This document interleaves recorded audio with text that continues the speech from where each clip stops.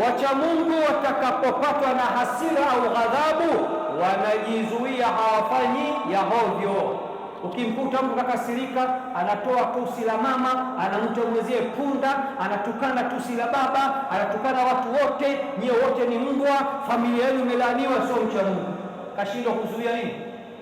Hasira yake. Assalamu alaikum wa rahmatullahi wa barakatuh. Ama baada ya kumshukuru Allah jalla fi ulah na kumtakia rahma na amani mtume wetu, mwalimu wetu, kiongozi wetu na kipenzi chetu Mtume Muhammad sallallahu alayhi wasallam, khutba ya kijana wetu, shekhe wetu tumeisikiliza vema. Alikuwa akizungumzia namna madhara au namna madhambi yanavyosafiri na kudumu kuliko chochote katika ulimwengu huu. Kwa dakika hizi chache na saha zangu mimi zinasema, Waislamu tuwe na desturi ya kutubia kwa Allah.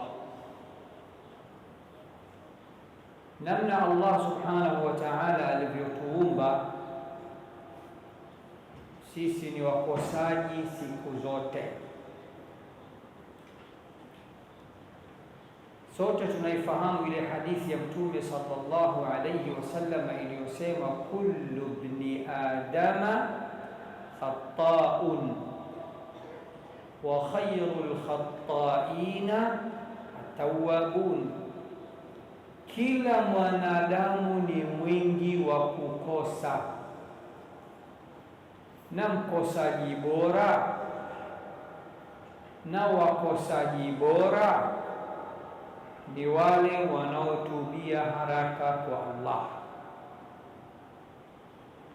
Piga umwa garagaza, sisi kuto kukosea hilo haliwezekani.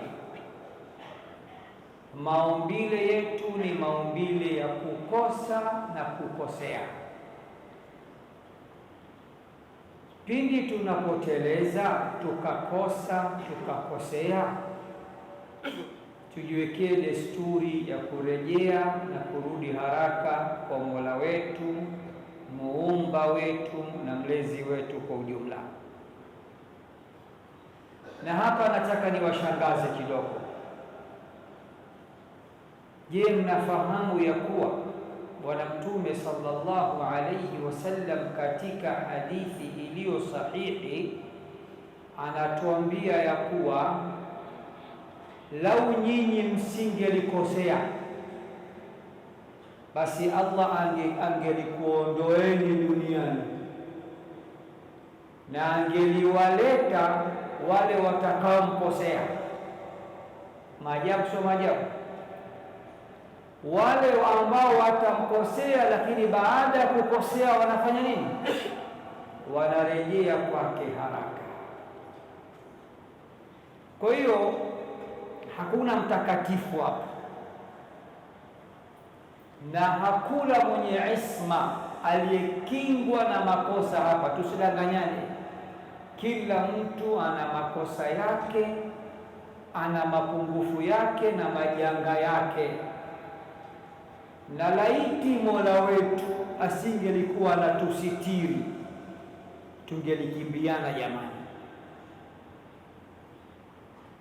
Walidhalik, kipi sasa kifanyike? Pindi tunapokosea turejee kwa Allah subhanahu wa ta'ala. Na hapa niwachomekee swali moja la kimataifa, swali la kimataifa. Wacha Mungu wanaweza kukosea, wanaweza kubugi, wanaweza kutereza hadi kufikia kufanya machafu? Na kuulizeni, hamjanisikia?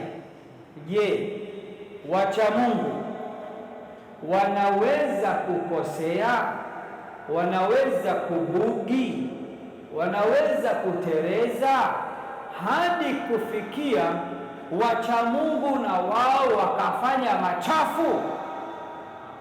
Wanaosema ndio mkono juu, alafu tunarudi kwa wale wanaosema hilo haliwezekani. Waangalie wanaosema ndio ndio hao Haya, nyie mnaosema hilo haliwezekani bwana, madama ni mcha Mungu bwana hawezi kufanya machafu, mkono juu. Watatu, tuiulize Qur'ani, wacha Mungu wanaweza kubugi, wanaweza kutereza, wanaweza kufanya hata machafu? Suratu Ali Imran, sura ya 3. Naanza na aya ya juu. Allah anasema wasari'u ila maghfiratin min rabbikum, wasari'u ila maghfiratin min rabbikum wa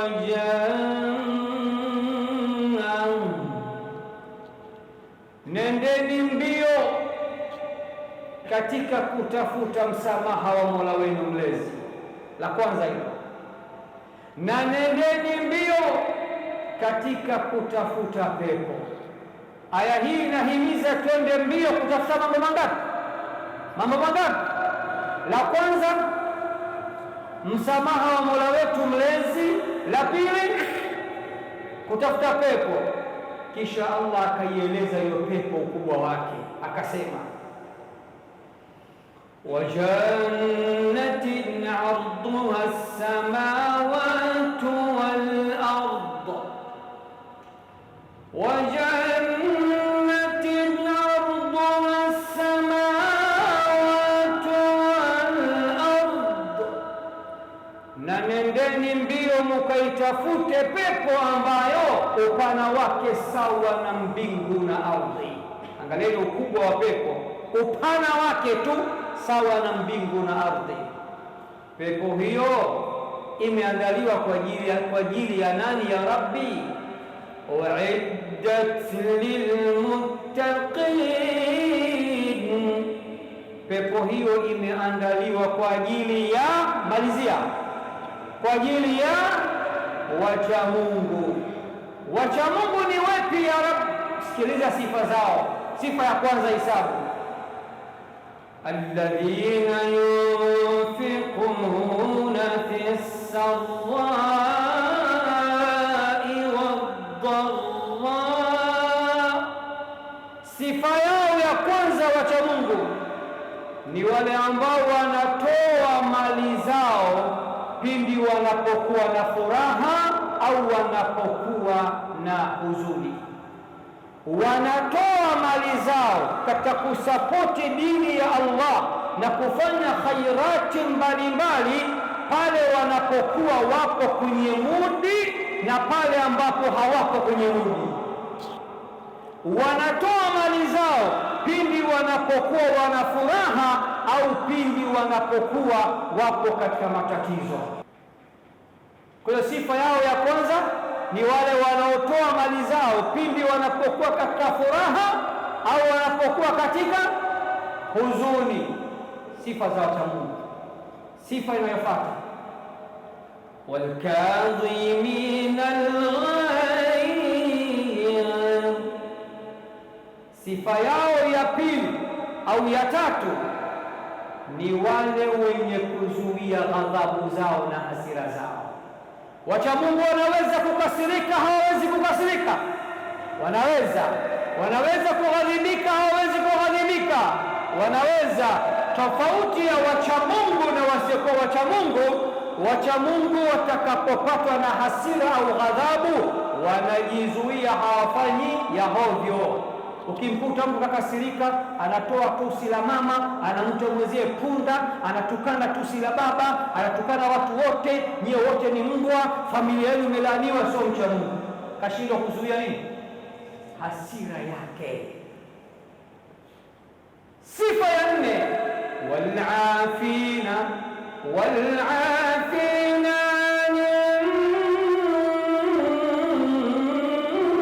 nas. Sifa ya 4 ya wacha Mungu ni wale ambao pindi watu wanapowakosea wao wanakuwa wepesi wa kuwasamehe. Ngoma sisamehi, jeneza langu usiliguse hata nikifa, tusijuane mpaka kiyama, mimi na wewe forever. Ngoma imetoka. Sio sifa za wacha Mungu. Sifa za wacha Mungu, wakikosewa wanasamehe. Wallahu yuhibbul muhsinin, na Allah siku zote anawapenda watendao mema.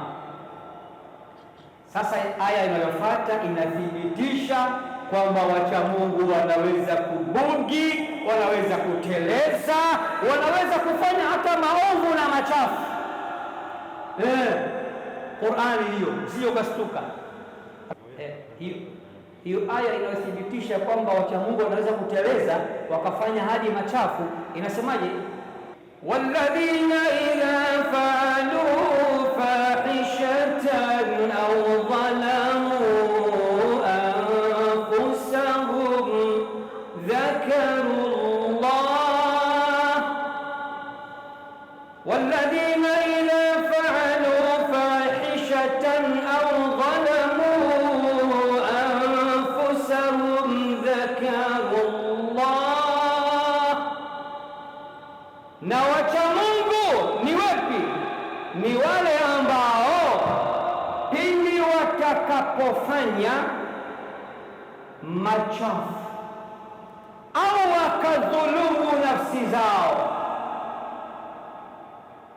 Maana yake wanaweza kubugi, hawezi kubugi? Wanaweza. Lakini sasa tofauti baina ya wacha Mungu na wasiyekuwa wacha Mungu, maana msiye mkajipa hope, kumbe hiyo imo hiyo.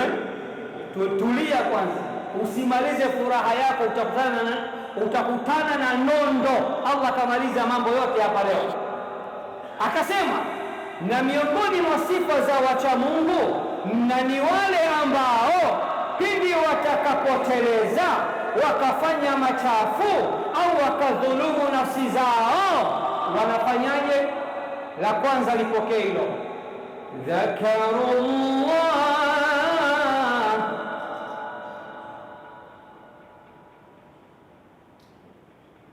wakishafanya hayo machafu au wakateleza au wakadhulumu nafsi zao, cha kwanza kinachowajia ni kumkumbuka Allah kwamba mimi leo nimemudhi Mola wangu, nimevunja agano, nimevunja amri, nimeliendea lile kubwa alilonikataza mimi leo, na yote alionifanyia, neema zote alizonipa, ya afya njema, viungo kamili, mimi leo anaisuta nafsi yake. Ama yule kimona safi sana, leo nimeenjoy kula bata, leo nimeua mwanangu leo. Huyo sio mcha Mungu, huyo sio mcha Mungu. Kwa hiyo tofauti baina ya mcha Mungu na asiyekuwa mcha Mungu. Mcha Mungu akitereza akafanya maovu au machafu au akadhulumu nafsi yake, la kwanza linalomjia lipi? Anafanyaje? Anamkumbuka Allah. Akishamkumbuka Allah, linatosha hilo? Majuto peke yake yanatosha? Hapana.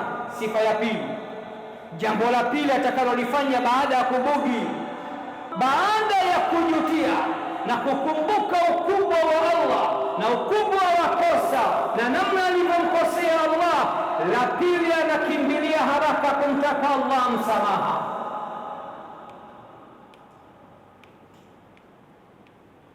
Kisha Allah akasema, waman yaghfiru dhunuba illa Allah. Kisha Allah akasema, na ni nani wa kusamehe madhambi isipokuwa Allah? Jambo la tatu sasa la wacha Mungu, walam yusirru ala ma fa'alu wa hum ya'lamun, na wacha Mungu hawaendelezi tena kosa lile kubwa katika madhambi makubwa makubwa. Kwa hiyo kumbuki, kwa wacha Mungu kupo, wanaweza kuteleza, hawezi kuteleza. Mara ngapi? 1, 11, 100. Wanaweza kuteleza mara chache, sawa. Lakini tofauti ya wacha Mungu na wasiokuwa wacha Mungu ni mambo makuu mangapi? Matatu. La kwanza, wacha Mungu wakiteleza, wakafanya maovu au machafu, wakadhulumu nafsi zao, la kwanza wanaolifanya ni lipi? Wanamkumbuka Allah na kuona aibu na haya na kwamba wamemkosea Allah na kosa kubwa walilofanya. Jambo la pili, jambo la pili, haraka wanafanyaje? Wanaomba msamaha kwa Allah. Jambo la tatu, na hawaendelei tena kufanya kosa lile ili hali wanalijua kuwa ni kosa kubwa sana. Ama wazee wabandika bandua, wacha Mungu si wacha Mungu? Wazee wabandika bandua, wacha Mungu si wacha Mungu? Mbona amsemi? Wazee wabandika bandua, wacha Mungu si wacha Mungu? Sio wacha Mungu. Sasa shekhe, ndio shakuwa ugonjwa wangu mimi. Nafanya janga langu ambalo nalijua, naenda kutubia, nalia, najutia, sirudi tena. Siku 2 3, mwamba Ibilisi ananichota tena. Shehe, nifanyeje? Jawabu, tubia tena. Huwezi kujua umauti unaweza kukujia baada ya kutubia au kabla ya kutubia. Kipi kheri kwako? Umauti ukujie baada ya kutubia au kabla hujatubia? Baada ya kutubia. Sasa kwa kuwa hujui unakufa lini, kila utakapoteleza muombe Mola wako msamaha. Tumeelewana Waislamu? Na kwa taarifa yenu, hakuna dhambi ambayo Allah haisamehe. Na namalizia Suratu Zumar, namalizia Allah anasema, qul ya ibadiya alladhina asrafu ala anfusihim, sema ewe Muhammad, waambie waja wangu waliochupa mipaka katika kudhulumu nafsi yao, waliochupa mipaka katika kufanya maovu na machafu, waliochupa mipaka, wamekuwa is too much. Waambie nini sasa? La taqnatu min rahmatillah, msikate tamaa na rahma za Allah. Wakati mwingine Ibilisi anakwambia, mwanangu, wewe wakutubia, wewe kumbuki, wewe yule ulimfanya hivi, yule kamfanya hivi, hujui. Shetani mwenyewe aje kufanya unayofanya wewe, anakuvunja moyo usirudi kwa nani? Kwa Mola wako. Mola anakutangazia katika Suratu Zumar aya nambari 53, anasemaje? Waambie waja wangu waliochupa mipaka na wakadhulumu nafsi zao kwa kufanya maovu mengi na machafu mengi, msikate tamaa na rahma za Allah. Kwa nini? Kwani hakika ya Allah husamehe madhambi yote. Inna Allah yaghfiru dhunuba jami'a, inna Allah yaghfiru dhunuba jami'a, hakika ya Allah husamehe madhambi yote. Pahala pawili tu, sehemu mbili tu, hata utoe machozi ya damu, Allah hatakusamehe. Sehemu ya kwanza, jua litakapochomoza upande wa magharibi, na katika alama kubwa kubwa za Kiyama, alama 10 kubwa za Kiyama, ambapo Bwana Mtume anasema alama moja ikidhihiri zitafuatana kama shanga. Ukikata shanga, zile punje zake si zinaanguka kwa pamoja, zinafuatana hivyo. Alama ya kwanza, jua litatokea upande wa magharibi badala ya kutokea upande wa mashariki. Pale mjue milango yote ya toba itakuwa ishafungwa. Sehemu ya pili ambayo Allah hatakusamehe makosa yako, upo katika kitanda cha sakaratul maut. Roho ishatoka, ishasogea kutoka chini pa kwenye koromeo, umeshaanza kuwashuhudia malaika wanaotoa roho, alafu pale useme ya Rabbi nisamehe nakosea, pale ngoma baibai imeshatoka. Kinyume na haya maeneo mawili, ndugu yangu, hata uwe umefanya kosa gani, tubia kwa Mola wako, fata masharti matatu ya tauba. Sharti la kwanza, ujutie kosa. Sharti la pili, uliache kosa, sio baada ya wiki 3-4 unarudia tena. Sharti la tatu, uazimie kutorudia tena lile kosa. Mwisho umwombe Allah msaada kusaidie kutorudia yale ambayo yanamkera na yanamuudhi. Namaliza na aya katika suratu An-Nur. Allah anasema watubu ila Allahi jami'an ayyuhal mu'minun, watubu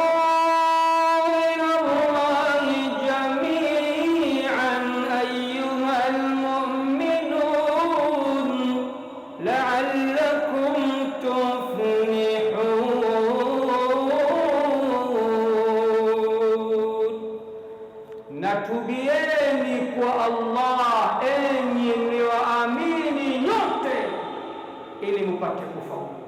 Kwa hiyo ujumbe wangu wa leo, Waislamu tuwe na desturi ya kutubia kwa Allah, kurejea kwa Allah na kurudi kwa Allah pindi tutakapokuwa tunamkosea Allah.